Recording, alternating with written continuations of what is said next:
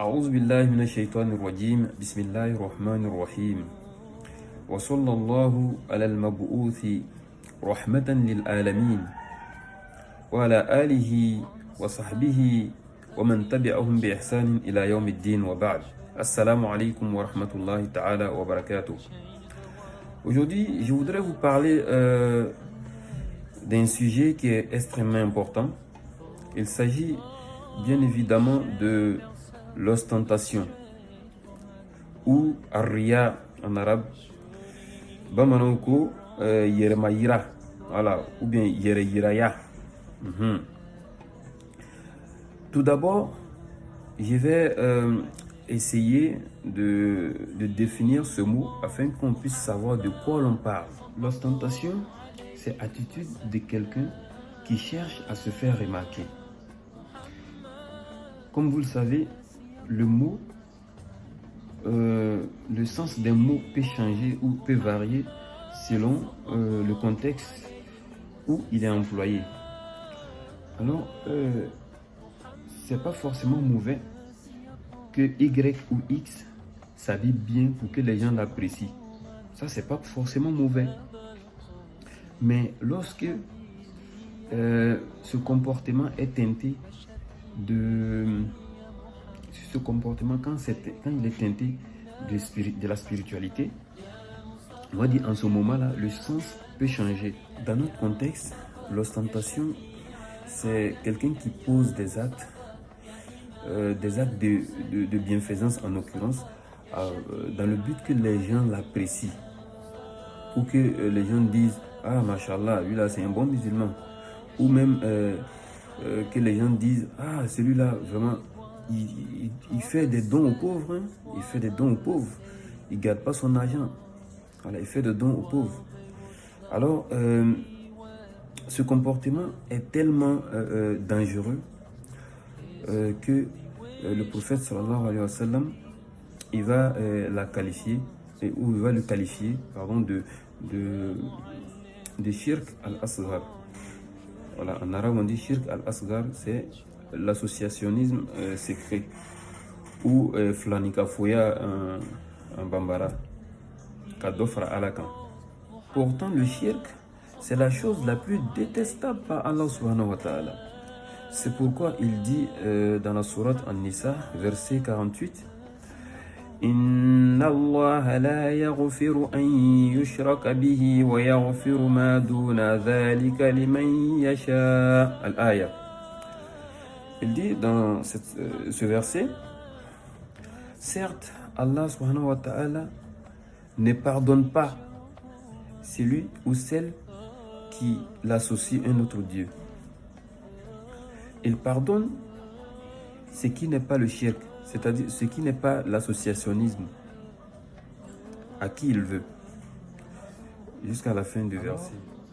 Je voudrais vous mettre en garde, vous et moi, contre ce danger qui pourrait nous conduire jusqu'à l'enfer, qu'Allah nous en préserve. Attention, on doit vraiment faire attention dans nos actes. Ce comportement, il est dans nos quotidiens. Tout ce qu'on fait aujourd'hui, on peut l'observer. Il est certes difficile souvent, mais on peut l'observer dans nos comportements. Allah subhanahu wa ta'ala, il a qualifié des gens qui ont ce comportement comme des hypocrites. C'est pourquoi il dit dans la sourate An-Nisa encore, verset 142, Innal munafiqina yukhadi'una Allah wa huwa khadi'uhum wa idha qamu ila as-salati qamu kusala yura'una an-nasa wa la yadhkuruna Allah illa qalila. Allah dit dans ce verset, les hypocrites cherchent à tromper Allah, mais Allah retourne leur tromperie contre eux-mêmes. Et lorsqu'ils s'élèvent pour la salate, ils s'élèvent avec paresse et par ostentation envers les gens. À peine invoquent-ils Allah. Ce comportement est tant méprisé par Allah subhanahu wa ta'ala D'ailleurs, comme je suis déjà passé là-dessus, c'est l'un des comportements les plus détestés par Allah subhanahu wa ta'ala. Mais il est difficile de le détecter. Il est difficile de le détecter. Car lorsque l'être humain ou quelqu'un pose un acte, la personne est la seule qui peut déterminer son intention. J'ai fait ça pour quelle intention? C'est quoi mon intention? J'ai fait un don, j'ai fait un selfie à côté et je poste sur les réseaux pour montrer à tout le monde. C'est quoi mon intention? J'ai fait la prière nocturne à Tahajjud. J'ai fait ma prière pendant la nuit dans ma maison ou à la mosquée. J'ai fait des selfies. Je montre à tout le monde. Souvent même d'autres, ils sont en prosternation, ils vont faire des selfies pour que... C'est-à-dire, on voit même ceux qui sont en train de prier dans la mosquée. Finalement, ce n'est même pas que lui, hein, ça ne s'arrête pas à lui seul, mais il va même faire de sorte que les autres même... Ça, c'est déjà clair. C'est vrai qu'on ne peut pas toujours le détecter, mais il y a des gens qui font de sorte que on sait déjà c'est quoi son intention. Ce comportement, il existe plusieurs, des tas d'exemples. Je vais vous donner encore un autre exemple. Toi, mon frère, tu as fait partie de quelqu'un à la Mecque et tu te promènes pour dire à tout le monde, ouais, vous voyez ce monsieur là-bas, ce monsieur qui habite là-bas, c'est moi qui l'ai fait partie à la Mecque l'année dernière. Ou cette dame là-bas, c'est moi qui l'ai fait partie à la Mecque. Ou même quelqu'un est venu te voir qui avait des besoins pour manger. Voilà, la personne n'avait pas de quoi se nourrir. Et toi, tu as été gentil. Tu lui as donné de l'argent ou tu as acheté un sac de riz. Tu lui as acheté un sac de riz. Et après, tu te lèves, tu vas raconter ça aux gens. Mon frère, c'est quoi ton projet? C'est quoi ton projet? Est-ce que tu fais ça, les wajihillah, tu fais ça à cause d'Allah subhanahu wa ta'ala? Bien évidemment que non.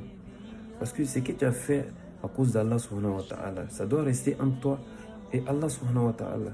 Tu n'as pas à raconter ça à tout le monde. C'est un comportement qu'Allah déteste. Et je l'ai répété et je le répète encore. Il faut absolument qu'on s'en éloigne. Alors mon frère, ma soeur, après avoir regardé cette vidéo, s'il se trouve que tu as un comportement comme tel, répands-toi tout de suite. Répands-toi immédiatement avant qu'il ne soit trop tard. Et sache qu'Allah subhanahu wa ta'ala, il est toujours prêt à t'accueillir. Sa porte de repentir est toujours grandement ouverte. Il suffit de taper à sa porte et il te répond. Il est toujours là. Hayyun la yamout. Wallazi yaqbalu tawba an ibadihi wa ya'fu an kathir. Je vais donc m'arrêter là et je vous informe en même temps que mon frère Oustaz Ousmane Soumaoro, il reviendra sur ce sujet en langue bambara. Il donnera encore plus de détails, beaucoup de choses peut-être que moi je n'ai pas évoquées. Inch'Allah, ça sera peut-être demain ou après-demain. Sur ce, on demande à Allah subhanahu wa ta'ala qu'il nous donne la bonne compréhension. اللهم جعلنا ممن يستمعون القول فيتبعون أحسنه. اللهم ربنا آتنا في الدنيا حسنة وفي الآخرة حسنة وقنا عذاب النار وأدخلنا الجنة مع الأبرار يا عزيز يا غفار يا رب العالمين. اللهم بلغنا ليلة القدر. اللهم بلغنا ليلة القدر. اللهم جعلنا من أتقاء شهر رمضان. اللهم اجعلنا من أتقاء شهر رمضان. اللهم اجعلنا من أتقاء شهر رمضان برحمتك يا أرحم الراحمين. اللهم جنبنا الرياء والسمع واجعل أعمالنا خالصة لوجهك الكريم يا أرحم الراحمين، يا أكرم الأكرمين، يا مجيب الدعوة. صل سبحان ربك رب العزة أما يصفون وسلام على المرسلين والحمد لله رب العالمين. His mercy and compassion were most radiant when he